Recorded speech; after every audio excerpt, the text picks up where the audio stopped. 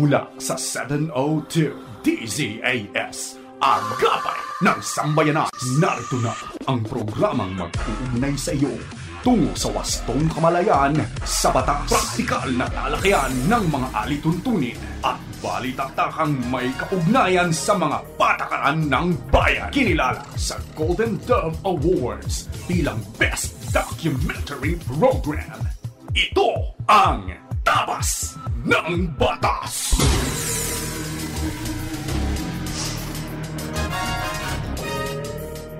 Isang magandang Sabado na umaga sa iyo na nakikinig sa anumang bahagi ng Pilipinas, Luzon, Visayas, Mindanao o sa iba pang bahagi ng mundo.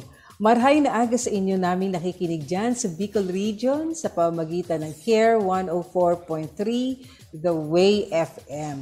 At diyan din sa Zamboanga City na nakikinig via 1116 DXAS Radio Comunidad Buenos Dias. Magandang umaga sa 1062 DXKI, your friendly voice sa Coronadal City sa 1197 DXFE Davao at sa inyo rin na naririto sa Metro Manila na walang sawang nakatutok. Happy listening po sa inyo. Kami po ang inyong kakampi sa batas. Ako po si Attorney Chona Cruz Gonzalez. At ako naman po si Attorney Jeremiah Belhica.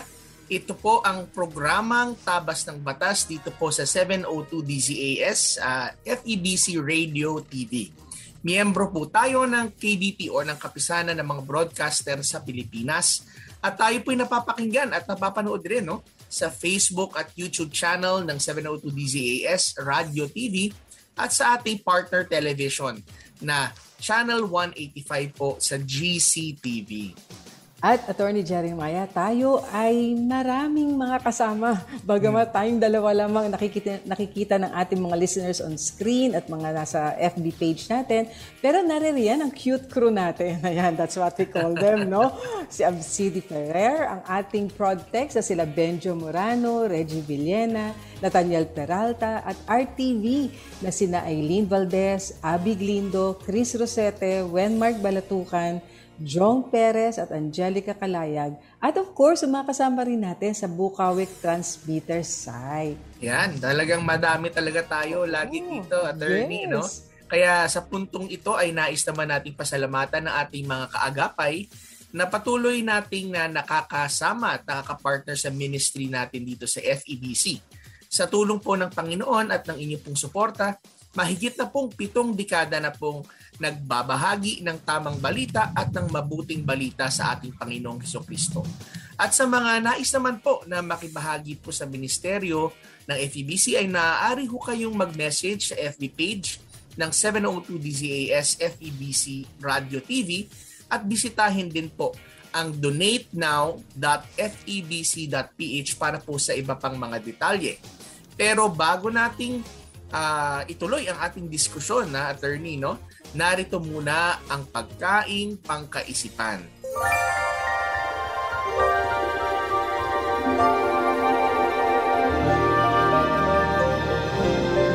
Ito ay mula sa aklat ng mga kawikaan 3 sa versikulo 5 hanggang 6. Ang sabi dito, kay Yahweh ka magtiwala buong puso at lubusan. At huwag kang mananangan sa sariling karunungan. Sa lahat ng iyong gawain siya ay alalahanin upang ikaw ay patnubayan sa iyong mga tatahakin.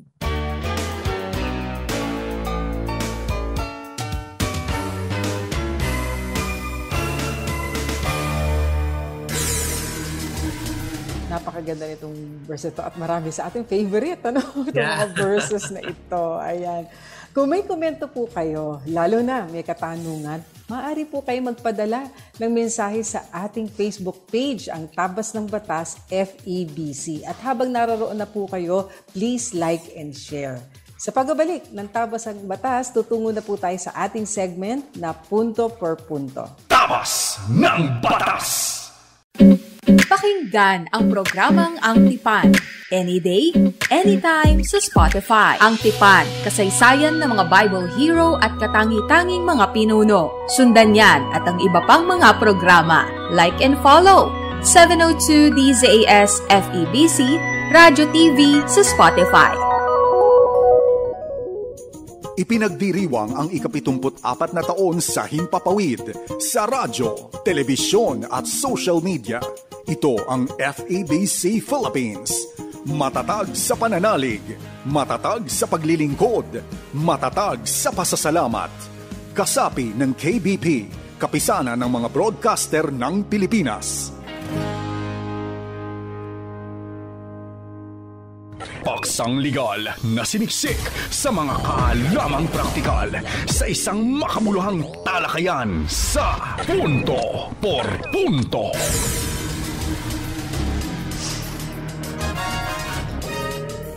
Okay, so tayo po'y nagbabalik dito sa ating programang Tabas ng Batas. Ako po si Attorney Jeremiah Belhica. At ako naman po si Atty. Chona Cruz Gonzales. At ano ba ang ating tatalakayin na batas ngayong umaga, Atty. Jeremiah? Nako, isa siguro sa paboritong usapin natin sa pag pinag-uusapan ang pananampalataya at ang gobyerno, no? Ito yung tinatawag natin na separation of church and state, no? Napakahalaga natin mas maintindihan sa ating konstitusyon, sa ating bang batas, at gayon din naman historically. No, ano ba ang mga sinasabi ng history patungkol sa iba't ibang mga pananaw on separation of church and state? At syempre, siguro mamaya makita natin ano ba ang naayon sa salita ng Diyos, ano? Yes. Siguro simulan natin, attorney, doon sa ating 1987 Constitution that declares that the separation of church and state shall be inviolable. Sabi yan sa Article 2, Section 6, at no law shall be made respecting an establishment of religion or prohibiting the free exercise thereof.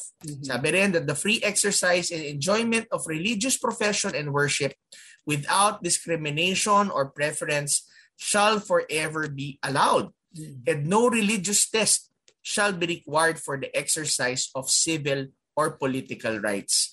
Alam mo, attorney, talagang ang usapin talaga ng pagkakahiwalay daw ng simbahan at ng pamahalaan ay laging relevant sa ating lipunan, dahil mahalaga na maintindihan natin na itong dalawang institusyon na to ay siyang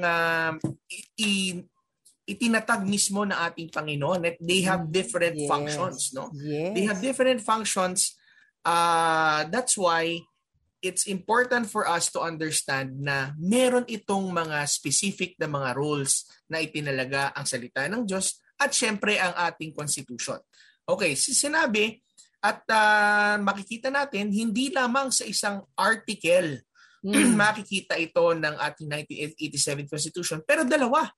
No, ganun kahalaga siya. Yes. Una yung article. Inuulit no? Oo, ang ibig sabihin, that is really how important dun sa tinatawag natin na mga general principles natin ng Article 2, no? Section 6, at sa Article 3 naman yung Bill of Rights. Yeah. No, dun sa una sinabi natin na ang separation of church and state sa Article 6 ay inviolable. Ano bang ibig sabihin nun? Ibig sabihin, ito ay isang napakahalagang paniniwala na hindi pwedeng i-violate o hindi pwedeng iwaksi o isawalang bahala ng ating pamahalaan, dahil meron talaga itong pagkakahiwalay. Huwag ho nating maliin ang ating pong ibig sabihin na kapag meron separation of church and state, ibig sabihin ang Diyos ay wala ng kinalaman sa ating pong pamahalaan. In fact, sa ating pong preamble ng ating 1987 Constitution, ang sinabi ho mismo that we, the sovereign Filipino people, imploring the aid of the Almighty God. Yes. So ibig sabihin, kumbaga yung preamble, attorney, yung yan ang nagpapakita ng nagmumungkahi ng ating naisin ba't padayo gagawa ng konstitusyon. So sinabi agad doon na sa paggawa natin ng konstitusyon, ang ating hinihingi ng pagbabasbas at pagpapala ay ang Diyos na dakila. So, ang separation of church and state is not the separation of God and government. Yes. It only means that definitely. there is a institutional separation. Ibig sabihin po, hindi ho pwedeng nangingialam ang pamahalaan sa mga bagay na exclusively pong mga trabaho po sa institusyon ng simbahan and vice versa. Parang wala yung pinagkaiba, attorney, sa nagbabayad ka ng buwis sa pamahalaan, nagbabayad ka naman ng ikapo natin. Di ba? Nagbibigay naman tayo natin sa ating institutional church. So, at the same time, yung sinabi na no law shall be made respecting an establishment of religion or the prohibiting the free exercise thereof. Alam mo, attorney, isa to sa favorite na topic ko no aking tinuturo before nung ako'y nagtuturo pa sa College of Law. No? Kasi natuklasan ko pala, attorney, meron palang 5 na historical views when it comes to the separation of church and state. No? At maganda nga na, attorney, na ma-discuss din yan. Kasi, alam mo, nandalas kong marinig yan.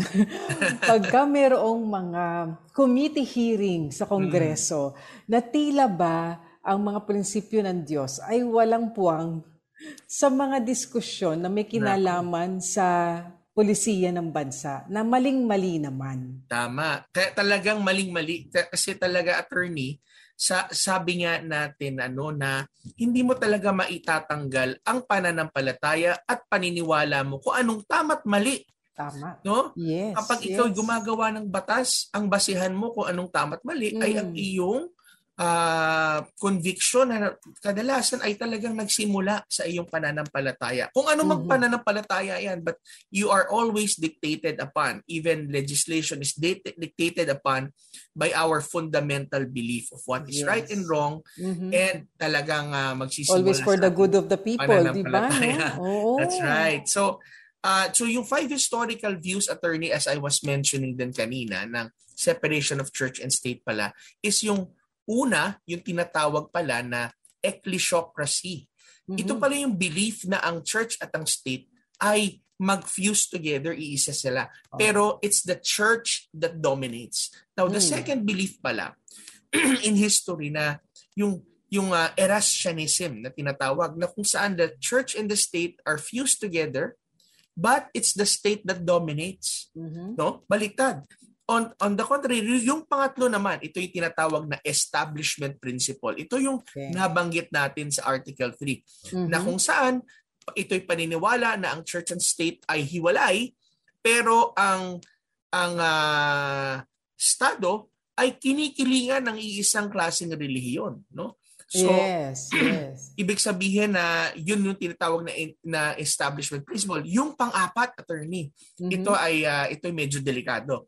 Yung tinatawag na secular humanist thinking, understanding of the separation of God and government.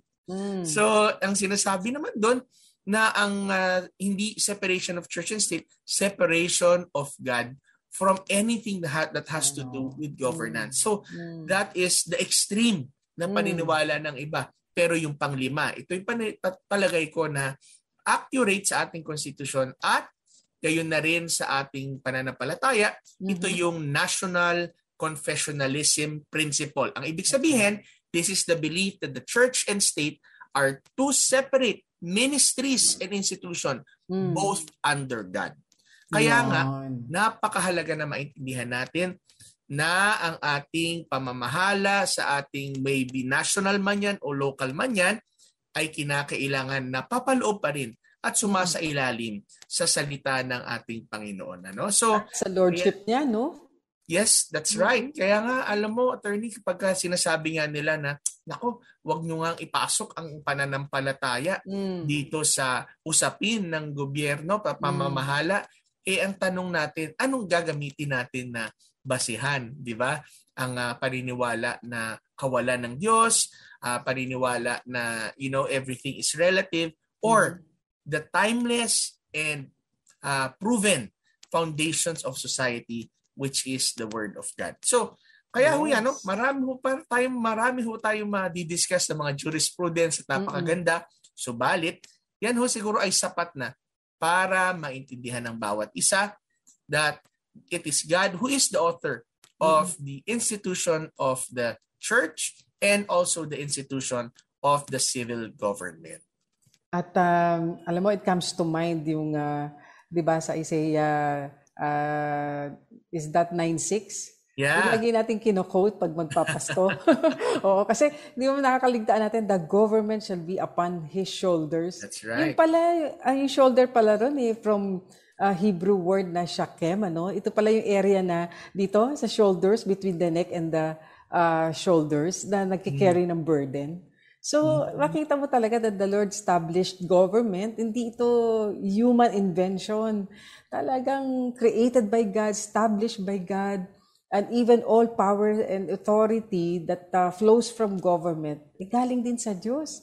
Amen. At nagpapasalamat ako dahil ang ating constitution mismo kumikilala sa Almighty God na pinagmumulan ng lahat ng ito. Kaya maraming salamat sa mga malamang diskusyon na yan, ano, patungkol sa separation of church and state. At hindi naman dyan nagtatapos lamang ating diskusyon, ano, sapagkat ipagpapatuloy pa rin natin ang mga batas na makakatulong sa atin, ano, sa pag-intindi, pag-unawa ng mga bagay na may kinalaman sa Diyos at sa ating bayan at pamahalaan.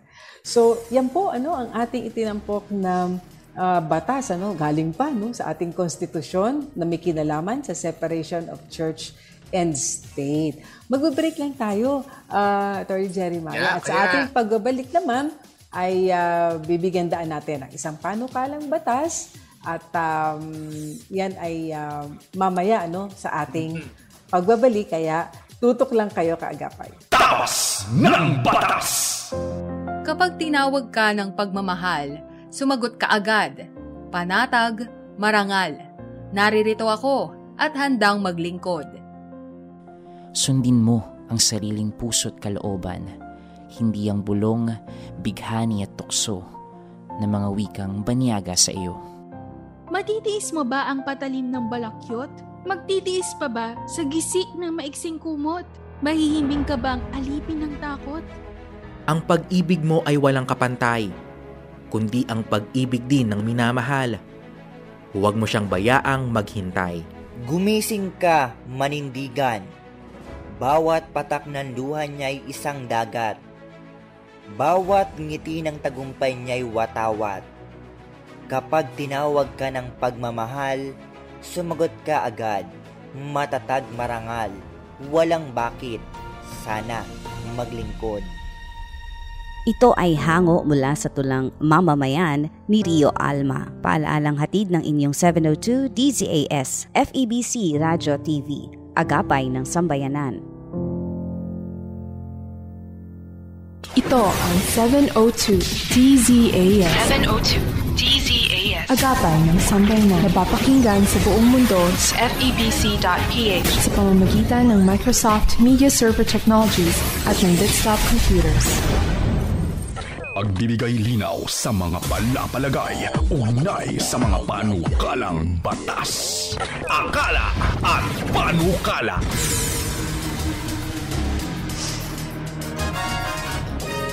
Okay, so tayo'y nagbabalik po sa ating tabas ng batas at kasama nyo pa rin po kami, ang inyo pong mga kakampi tuwing Sabado dito po para sa ating batas. Ako po si Attorney Jeremiah Belhica.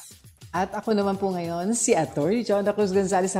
Kasama pa rin ninyo, no? Hanggang sa susunod na segment na ito, Akala at Panukala. O ngayon, mula sa pagtalakay ng isang napakahalagang prinsipyo at panuntunan ng batas sa konstitusyon, tumungo naman tayo sa isang pinapanukala pa lamang, ano, Atty. Jeremiah. Ito ang Senate Bill 2475. Ito ay may kinalaman doon sa welfare ng ating mga employees by defining rest hours at providing penalties for any violation. So maraming magtatanong, di ba yung mga rest hours nandun na sa labor code yan? Tama naman, ano? Pero dito, attorney, meron kasing naging pagbabago ngayong pandemya, di ba? Nagkaroon ng batas tungkol sa work from home, telecommuting act, ano? So, dito sa explanatory note na ating makikita ngayon sa ating pagbabasa, makikita natin na nagkaroon na kasi ng medyo naging malabo na yung yung oras ng trabaho at yung oras ng pahinga kasi nga work from home. Mhm. At iyon ang gustong i-address ng ating mambabata sa pamamagitan nitong kanyang pinapanukala. So sabi rito, in the recent years, alternative work arrangements have increasingly been adopted by employers. And of course, that is for a variety of reasons. Energy efficiency, work-life balance. However, COVID-19 pandemic has greatly affected and reshaped, nabago ang forma, the business and employment landscape. Due to the lockdown and quarantine protocols, employers are necessarily compelled to implement alternative work arrangements in order to adapt to the demands of the new normal. So nakita natin yon, In reaction to these developments, the DOLE issued Labor Advisory Number 9 and Labor Advisory Number 17 Series of 2020 in order to assist and guide our employers and employees in the implementation of various flexible work arrangements. So nabanggit na natin kanina, work from home arrangements, etc. While we recognize the benefits of work from home and telecommuting arrangements, eto na, they have thinned the line between work and personal space and time. Alam mo, Attorney Jeremiah, siguro marami ka ring, o mismo ikaw naka-experience ka rin, na parang mas mahaba yata yung oras ng trabaho kung naging work from home, di ba? Kasi, puro work daw, walang home. Oo naging puro work daw. So ito yung nakita rin ng mga mababatas natin. At sabi nila, sometimes technology and work from home arrangements distort the idea of work and home from the point of view of the employees. For instance, instead of distressing at home from the pressures of work, di ba? Dati, okay, 9 to 5, tapos after 5, di ba, labas ka ng opisina. So, you're looking forward, di ba, uuwi ka na magpapahinga ka na, di ba, be with the family. Ngayon daw, work is now brought to the employee's home or wherever they go. So, similarly, due to advances in technology, employees are now virtually always, at the beck and call of their employers. Alam mo, medyo marami ako narinig na mga a little complaint patungkol dyan, na minsan even towards midnight, meron pa rin pinagagawa sa kanila when it's supposed to be time for rest. Kaya timely rin itong panukalang batas na ito kasi para naman mabigyan din naman ng tamang, hindi ba, limitasyon yung trabaho sa bahay at patuloy rin kilalanin natin yung time naman din ng manggagawa to rest. Ngayon sabi rito, the power of control of employers now overreaches beyond working hours through the use of phone and email. Kasi ang dali ka makontak ngayon. Yeah. Sa bahay ka kasi. This blurring between working time and private time has become more pronounced during the pandemic because of the increase in the number of employees in a work from home or telecommuting arrangements. Alam mo, may mga researches din pala in Europe showing that people who work regularly from home are more than twice as likely to surpass the maximum of 48 working hours per week. Iyon, sumusobra yung oras. So, in 2017, France passed a law to give workers the right to disconnect from email, smartphones, and other work-related electronic devices after the working day ends. Tamo, ang France pala, may ganyan na pala silang batas. In January 2021, majority of lawmakers in the European Parliament voted in favor of putting forward a right to disconnect law. So meron na silang ganun, to implement across the European Union. And the Parliament sought to grant the workers the right to digitally disconnect from work without facing negative repercussions. Parang, para bang, di ba, attorney, parang, basta i-off na nila yung kanilang smartphones, ang email nila, kasi etc. nagagalit nga naman yung mga boss kapag, ba't di ka sumasagot, tinatawagan. Yes. Samantalang time naman din nila to rest. So, Recently, Portugal passed a law that bans employers from contacting workers outside of their regular hours by phone, message, or email following an increase in people working from the home amidst the pandemic. So, hindi lang dito somehow parang gustong i-introduce yung mga similar na mga batas o polisiya.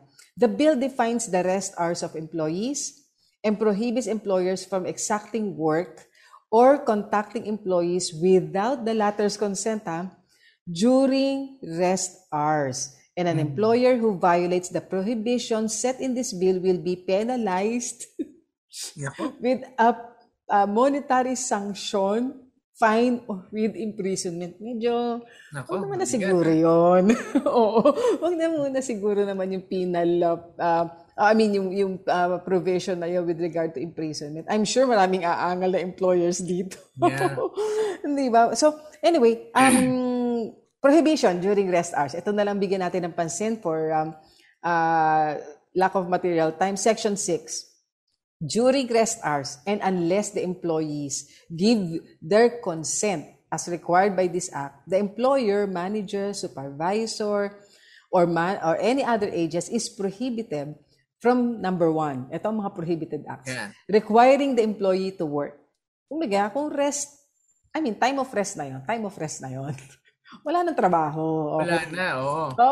Number 2, requiring the employee to be on duty. So, hindi na pwede yung basta i-require mo siya to be on duty, to travel, or be at a prescribed place for work or work-related activities such as attending seminars, meetings, even team buildings, and other similar activities. Or number 3, contacting the employee for work and work-related purposes through, phone, email, i-message mo, other means of communication, unless it is for the purpose of notifying the employee of the necessity of rendering emergency or urgent work as provided by the labor code. Employees may not be penalized by the employer, for not opening or answering communications received during rest hours. So hindi ka pala pwedeng reklamo na hindi mo ko sinasagot sa text o kaya sa email. Unless, of course, ang ano naman dito, attorney, yung parang may proviso naman dito saying na unless it is for the purpose of notifying the employee na there is a necessity of rendering emergency or urgent work.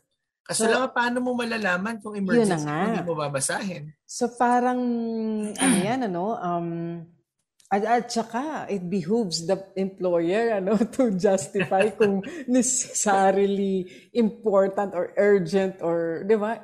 The employee needs to render, di ba, work dahil may emergency situation. So, yun ang mga bagay na will be discussed pa pag ito ay nasa committee level. Kasi kung yung boss ang tatanungin, attorney, I'm sure baka nakaka-relate ako tuloy dyan. Kasi sa mga natin, di ba? Sa mga trabaho. Yes. No? So, kasi minsan ka rin naman, nagpa-follow up ka naman. Baka may kailangan ka especially for the next day, di ba? So, ito ay pinapanukala naman ng legislator natin. Pero syempre, yung mga stakeholders, papakinggan din naman. Ano yung masasabi nila tungkol dito? At i-refine pa to, hindi pa naman ito batas. Oo, in fact, tapos ng 18th Congress. So, tingnan natin if this will be refined. But in the meantime, for our discussion, for our Akala and Panukala segment, ito po ang Senate Bill 2475 or Workers' Rest Law. Actually, attorney, siguro maganda rin na parang medyo mag-shift na rin ng konti sa imbis na time-bound. Ibig sabihin yung iyong serbisyo, pero yung production-bound rin. Malaking bagay kasi minsan yung 8 hours ng isang tao, ang production yun 4 hours lang dun sa isa kasi napaka-productive ng isa. That's right. Kaya yung iba hindi sila, more on output-oriented. Hindi sila masyado, pasok ka ng gantong oras, 8, or lalabas ka ng 5, pero talaga na-produce mo within the day, no? So, marami pang bagay, na kailangang mapag-usapan. Pero maganda naman na merong nag-propose kasi once somebody proposes something, meron tayo ngayong pag-uusapan. Na this opens up the conversation and tingnan kung ano ang pwede pa nating magawa to, di ba? Total, ito naman ay para sa kapakanan din ng mga empleyado natin. So tingnan natin kung ano ang magiging kahihinatnan ng mga panukalang batas sa katulad nito. Ayan. So magbe-break lang tayo sandali. Ayan na. At ngayon ay tatungo na tayo sa ating Payo de Asunto segment. Yan ang ating blockbuster segment. At tutugunan na natin ang mga katanungan na ibinigay sa atin sa ating programa. Kaya tutok lang po kayo dito sa Tabas ng Batas. Tabas ng Batas!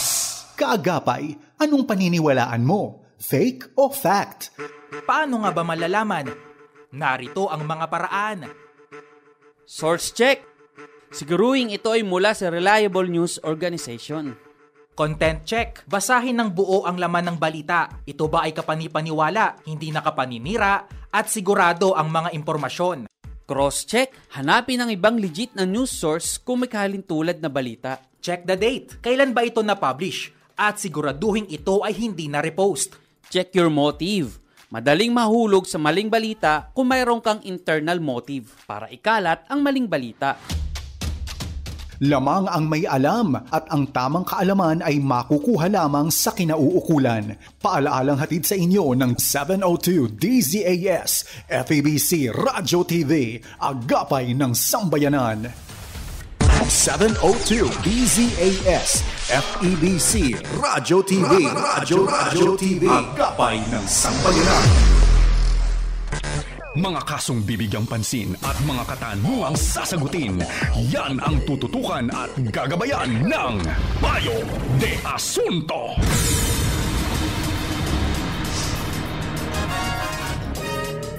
Okay, so tayo po'y nagbabalik at dito sa ating programa at dadako na po tayo sa ating blockbuster segment na Payo de Asunto para sagutin po namin, susubukan ho namin sagutin ang inyong mga katanungan.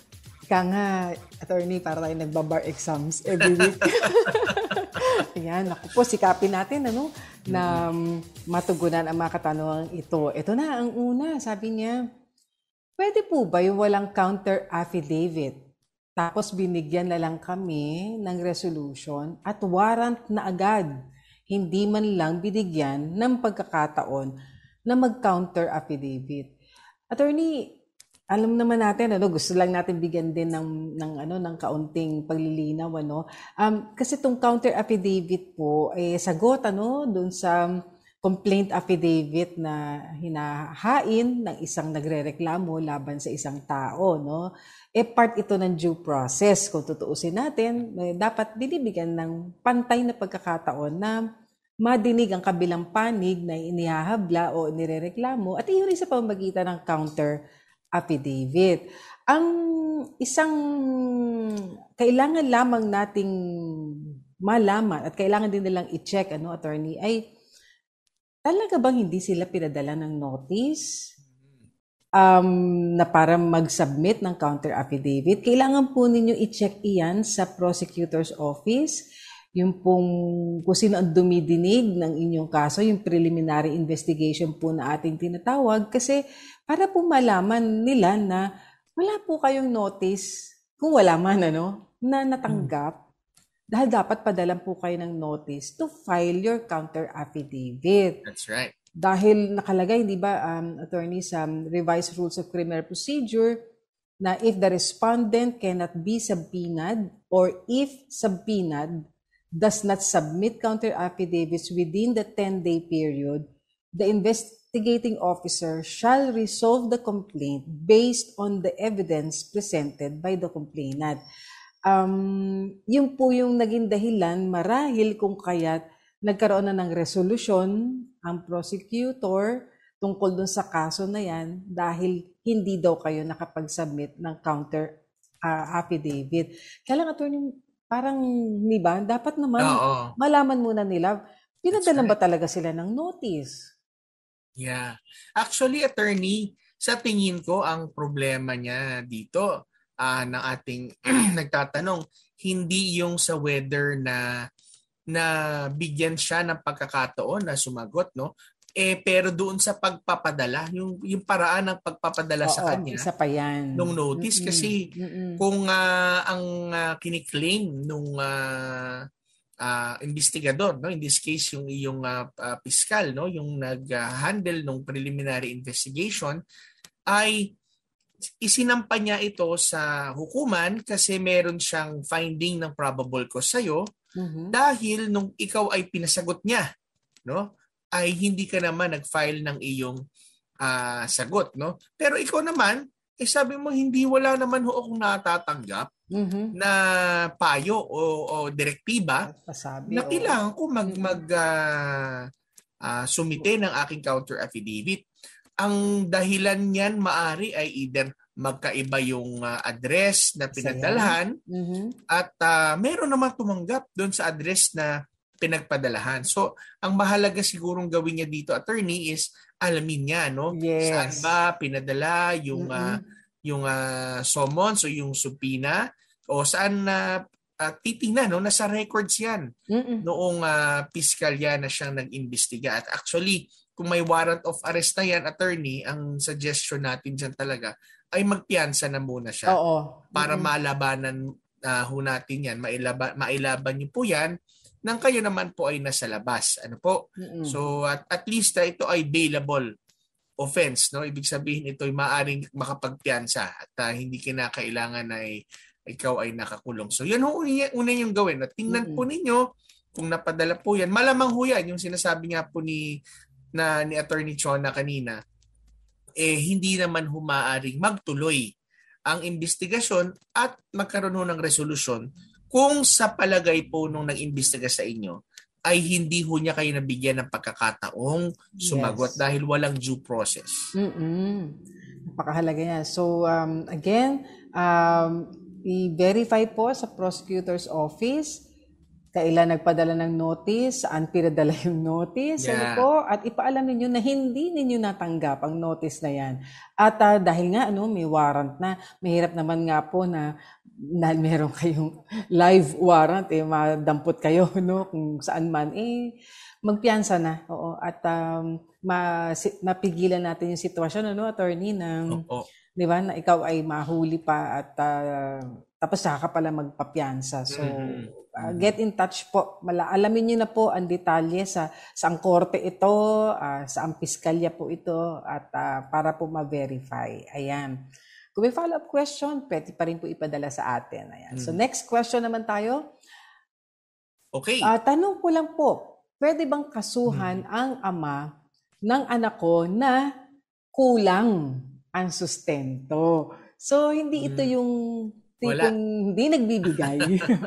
Nagsusustento, pero kulang. Ayan. Pero ang pamantayan, attorney, sa family code, wala kasing nakalagay na percentage or gaano ba ang ibibigay ng isang nagsusustento. Kung hindi, ang nakalagay lang ang panuntunan proportionate dun sa kakayahan ng magbibigay at pangangailangan ng bibigyan. Tama. Alam mo, attorney, na yung minsan niya may mga kaso akong nalalaman na kakasuhan nung misis yung kanyang asawang lalaki nung na yung asawang lalaki ay sumasampa sa barko, no? Tapos sa pagsampa nung sa barko, kakasuhan niya ito ng violence against women or kung ano man. At ang resulta nun ay hindi makasakay ngayon yung lalaki sa barko. Tapos hinihinga niya rin ang sustento. So ang nagiging dahilan ngayon, sasabihin ng lalaki, wala akong maibigay na sustento kasi hindi rin ako makasakay. So sa ganang ganyan ay talagang tama nga yung sinabi ho ninyo. Ito ay titingnan ho ng korte kung ano ba yung kondisyon ng lalaki, ano ang kanyang kayang ibigay, at syempre ano naman yung pangangailangan nung bata. Ano po? Pero kung lalabas naman po doon sa pagsusuri po nung judge o nung korte ay may kakayanan naman pala na magbigay pero hindi po binibigay ang tama, ay maaari ho kayong humingi, no, ng karagdagan dahil yun naman ang tama, ano. Pero kung talagang sabi nga nila you cannot there's no more water to draw from the well because the well is already dry. Right. Ay wala ho tayong magagawa at hindi ho natin mapipilit. So I think attorney, isa sa mga magandang gawin nila ay magkaroon talaga ng kasunduan sila, no? Magkano ba talaga ang kinakailangan? At sinasabi nga hanggang kailan na yung ganong klaseng sustento, kung ilang taon ba ang bata, ano ba mga kailangan, kung ito isanggol, kailangan na to ng mga diaper, kailangan na to ng mga gatas, kailangan ng, di ba? And kapag nagkasakit, pati ang kanilang mga vaccination, di ba? Pag lalo yung mga babies. Kailangan din yan, oo. Yung kapag ka nagkasakit, ay paano ang magiging bayarin o pag nasa eskwelahan naman paano. So lahat ito ang pinakamaganda dito, attorney, talaga is magkaroon talaga ng tinatawag silang kasunduan sa sustento at ito'y ipa-aproba talaga sa korte kasi sa ganang yan mas nagiging approximate, kumbaga, fair yung kinalalabasan, ano? Pero kung hindi naman susunod sa kabila ng kasunduan ay maaari mo nang ilapit sa korte, utusan ng korte na sumunod naman yung lalaki at magbigay ng sustento. Ngayon, kung medyo nag-iisip sila na mag-file ka agad sa korte, no, attorney, kasi syempre may expenses din yan, ano. Pwede naman siguro na pwedeng demand letter muna. Daanin muna natin sa, di ba napag-usapan natin noong nakaraan yung demand, ano. Baka pwede mag-demand muna tayo kaya na magdagdag ng sustento dahil sa lumalaking pangangailangan. Tingnan muna natin yung posibilidad na yon. Pero kung talaga nabanggit mo nga, attorney, na kung minsan medyo binabaliwala rin yung mga demand na yan, doon tayo mapipilitan sa korte. Ayan. Okay, so next question na tayo. Sabi niya, may nabili po ako 200 square meters sa lote. Kasalukuyang pinatayuan ko ng bahay. Since nandito ako sa ibang bansa, ang elder brother ko po ang inutusan ko sa pagbayad ng lupa. Nabi ko sa kanya, baka pwede sa akin ipangalan ng deed of sale kahit nandito ako sa malayo, pero hindi niya ginawa. Sa kanya nakapangalan ng deed of sale. Tanong ko, pwede kayang kontakin ko ulit ang may-ari at gagawa kami ulit ng bagong deed of sale na sa akin nakapangalan. Naku, dapat po talaga ganun kasi kayo naman yung buyer. Kayo po talaga ang nagbayad, kayo ang bumili. So dapat po yung deed of sale nasa pangalan ninyo. At yung seller, dapat din po na ipagbigay alam niya doon sa inyong kapatid na hindi ho kayo ang buyer. Kaya po yung nai-issue sa inyong deed of sale, atin pong ikakansela yan at gagawa po kami ng bago reflecting the true buyer. That's right. Kaya nga, attorney, kinakailangan din, no, siguro mahalaga na makausap niya talaga yung tunay na pinagbilhan, pinagbilhan niya ng lupa. Ang katanungan ko lang ay yung pera ba na kanyang ibinigay doon ay meron talagang siyang patunay na siya talaga, no, sa kanya talaga nanggaling yung pera na yan kasi kadalasan ang kapatid ho ba ninyo ay ipresenta ang kanyang sarili na siya mismo ang siyang bibili, no? Alam ho ba nung nagbebenta na binibili ho lamang ng kapatid ninyo ito para sa inyo, no? Oo. So malaking bagay ho yun na kapag ganun ho ay maaari hong mapapayag yung inyong katransaksyon, ano po. Pero sa tingin ko, attorney, ay dapat dalian niya ito dahil baka maparehistro na itong kanyang lupa sa pangalan ng kanyang kapatid. At baka hindi niya ito mahabol on time, ay pupunta ka talaga sa korte yan para ipa-cancel mismo ang kanyang titulo. So, nakakalungkot naman yung mga ganitong sitwasyon, ano? Ulit siguro, attorney, padala niya ng demand letter. Ayan. Na ibalik, no? Isuko yung at yan ay tinatawag na sale in trust lamang na ginawa. No? Ito ay ginawa lamang na isang tiwala na ibinigay sa kanya. Hindi talaga sa kanya yan. Tayo tumako dito sa isang pagkakatanungan, sabi niya, kapag may joint declaration or undertaking sa mga ari-arian, pirmado ng mag-asawang naghiwalay, pwede pa rin bang makahabol siya, referring to the other spouse, kung anong napasa sa akin dahil hindi pa daw kami annulled. Ngayon, attorney, ito kasing napasa sa akin, medyo it's a very general term, Hindi natin masyadong maunawaan anong ibig ba sabihin. Pwede kasi na napasa sa inyo, through inheritance, meron ba kayong minana? Kasi kung yan po ay may namana kayo sa magulang ninyo, of course, di ba, lalo kung property yan, sa inyo po yan. Kasi kayo ang pinamanahan bilang anak, At malinaw naman yan sa family code na merong mga exclusive na properties na doon sa isang spouse lamang. At isa na tong matter of inheritance. Yeah, kaya nga, attorney, mahalaga na maintindihan din natin nila ng ating mga tagapakinig na ang property regime ng mag-asawa ay talagang ito ay governed mismo ng batas. Sabi nga before nung 1988 nung wala pang family code.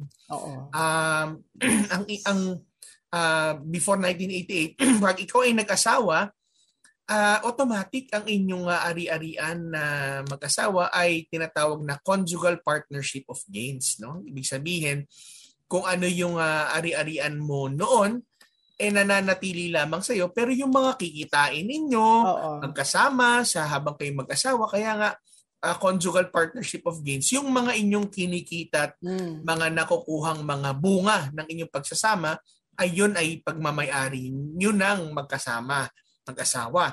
Pero kung ikaw naman ay kinasal pagkatapos na noong 1988, ibig sabihin may family code na tayo, ay yan, absolute community of property yan, attorney. Lahat ng ari-arian mo nung bago kayo mag-asawa ay pagmamay-ari na ninyong dalawa. So yan ang napakalaga. So kung maliban na lang yung katulad na sinabi mo nga, attorney, kanina, na kung ang iyong magulang ay may pinamana sa iyo sa kanilang pagpanaw, ay hindi ito papasok doon sa inyong conjugal ownership ng property, Pero, sabi nga natin, ang exception lamang dyan sa inyong property regime ay kung meron kayong pinag-usapan at nakasulat na tinatawag na prenuptial agreement. At pag may prenuptial agreement ho kayo, doon niyo pwede pag-usapan kung paano ba ang hatian ng inyong property. Pero ito nga ang katanungan natin, attorney, naggawa sila ng joint declaration or undertaking. Nung sila'y kasal na, mukhang ang mag-govern pa rin sa kanila is yung sinasabi pa rin ng batas. Kaya baka ang solusyon talaga dito, attorney, wag naman sana, pumunta talaga sila sa korte kung yan ang kanilang, hindi kasi natin alam kung naghiwalay sila ba'y, sabi dito, hindi pa sila annulled, Pero ang tanong ba, sila ba ay legally separated? Kung legally separated sila, then pwede sila maghiwalay ng kanilang ari-arian. Pero kung hindi naman po kayo legally separated, ito ay hiwalay-hiwalay lang, mukhang mag-govern pa rin ang batas sa inyong ari-arian. At pakilinaw po sa amin exactly kung ano yung napasa sa inyo. Ayan, actually nag-discuss po kami ni Attorney Jeremiah even beyond the question. Kasi po para sa kaalaman na rin ng ating mga taga-subaybay, hindi tayo nakafocus lang doon sa question.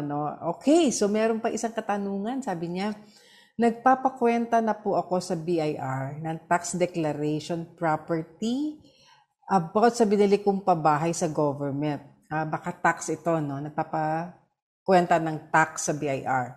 Nagsubmit na ako ng requirement sa BIR, building tax, land tax.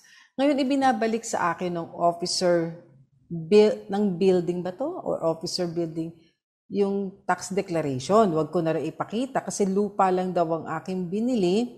Nakwenta na po nila ang tax sa lupa ko. Ang tanong, magkakaproblema po ba ako sa pagpaprocess sa RD o Register of Deeds ano ang dapat na gawin.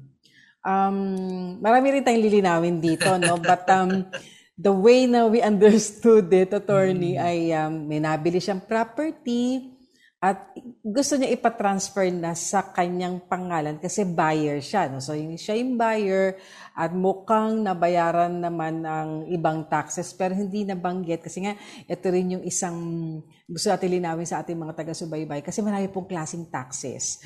Yung amilyar po ay real property tax, yung pagka po nagkabilihan, babayad ng capital gains tax ang seller, babayad ng transfer tax ang buyer. So in this case po, hindi nabanggit, nagbayad na po ba noong transfer tax? Kasi hindi tayo makaka-escape sa mga taxes.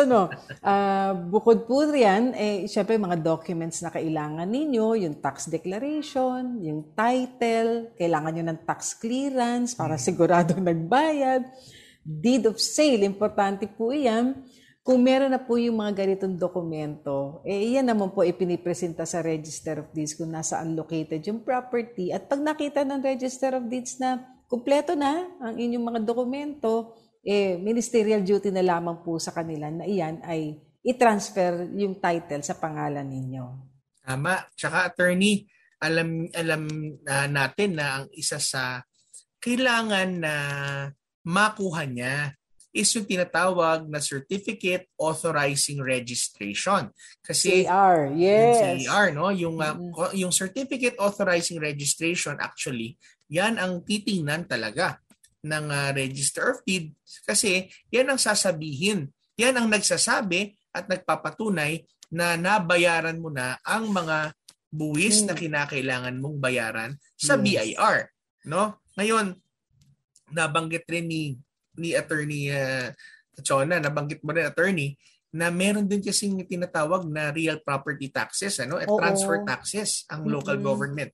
So, normally, ang local taxes ay, kung di ako nagkakamali, ay transfer taxes parang 0.75 noong few years ago. Ewan ko lang ngayon. So kapag naglilipat ng lupa ay pinabayaran naman ito sa munisipyo o doon sa City Hall o doon sa City Treasurer's Office at sila rin ay nagbibigay ng certificate sa iyo. Kasi iba yung binabayaran na buwis sa national government through the BIR at iba rin naman yung buwis na binabayaran sa local government through the City Treasurer's Office. No? So kung ang tanong sapat na ba yan at tatanggapin ng RD, ay tingnan niyo po kung meron na ho kayong Certificate Authorizing Registration mula po dun sa BIR. Ngayon, attorney, isa lang sa mga napansin ko sa sinabi niya na parang nagkakalituhan yata kung ang nabili lang ba niya lupa na may building o yung lupa at building. So linawin niyo rin ho yan. Ano ho ba ang inyong nabili? Yung lupa lang ho ba na may nakatayong bahay o yung bahay at lupa? Kasi magkakaroon din po ng changes. So babalikan niyo po yung deed of sale na in-execute po sa inyo noong Homeowners Association ang sabi, no? O parang yung, sa government niya yata nabili. Kaya So, doon yan titingnan. Doon sa pabahay daw sa gobyerno. Ang isang iba pa rin yung kasing binabayaran nating taxes for, kaya nababanggit po ni Attorney Jeremiah, yung bahay ba o yung lupa o bahay at lupa. Kasi iba pa rin ang bayad ng tax dun sa improvement. Actually, iba Attorney, rin sa lupa. Actually, napansin ko dito sa katanungan sa atin, medyo sinabi niya kasi nagpakwenta daw siya sa BIR ng tax declaration property. I think baka hindi yung BIR ang binabanggit niya, baka yung local government. Kasi tax declaration ay sa local government. Yes, yun nga. So, yun ang kailangan niya siguro malinaw. Yan. At nawa po yung pag-discuss po namin, kasi minsan, attorney, hindi rin nila alam paano itatanong sa atin. Kaya, tinatry ho natin na linawin. Ayan, iba-ibang taxes po at nawa you can review, no? You can review naman po yung ating naging kasagutan at dahil wala na tayong oras sa ating pagpapatuloy ng talakayan, kaya Kung hindi po ninyo napakinggan o gusto nyo reviewin yung ating naging kasagutan sa inyong mga tanong, pwede nyo po itong balikan sa ating Facebook page, 702 DZAS-FEBC Radio, o of course dito sa ating webpage, ang Tabas ng Batas FEBC. Kaya nga kung hindi pa po namin nasagot ni Attorney ang inyong mga katanungan, ay pwede nyo pa rin hong abangan sa mga susunod na Sabado o sa susunod na Sabado, kung hindi pa rin sa susunod na Sabado. At kaya ngayon ay tayo'y dadako na din sa ating pananalangin, sa ating prayer time. Panginoon, marami pong salamat sa pagkakataon na muling ibinigay mo sa amin na makapag-abot ng tulong legal at mga bagay, Panginoon, na ibinigay mo sa amin, that we were able to discuss wonderful concepts and ideas patungkol po sa aming pamahalaan, sa aming pong mga simbahan, patungkol po sa mga panukalang batas patungkol po sa mga work from home. At gayon din ho sa mga katanungan na amin hong pinag-usapan at sa marami pa hong mga tao na marami hong dalahin ngayong legal na nais po nilang magkaroon ng kalinawan. Amin pong dalangin na ikaw po ang siyang magbigay sa kanila, sa bawat isa, ng kapayapaan sa kanilang mga puso. And Lord, that we would also be reminded that you are our supreme judge, and that you are our great advocate, Lord Jesus. Ikaw po ang mabuting abogado, ikaw po ang mabuting hukom, at ikaw din, Panginoon, ang nagbibigay sa amin ng tunay na agapay sa panahon po ng amin pong mga pagsubok at sa katagumpayan. Salamat, Panginoon, sa FEBC at sa lahat po, Panginoon, ng kumakatawan sa programang ito. Sa iyo po namin ibinabalik ang kapurihan at pasasalamat sa pangalan ni Jesus. Amen. Amen. Salamat, kaagapay, sa mga tumutok sa radyo at gayon din online via Facebook at sa YouTube, at syempre sa ating kapartner na Channel 185 sa GCTV. Kami po ang inyong kakampi sa batas tuwing Sabado ng umaga. Ako po si Attorney Jeremiah Belhica. At ako naman po si Attorney Chona Cruz Gonzalez. Nag-aanyaya sa inyong lahat na samahan po kaming muli sa susunod na Sabado sa parehong oras at himpilan. Kaya't lagi po nating tatandaan, kung uunawain at susundin, kakampi mo ang batas.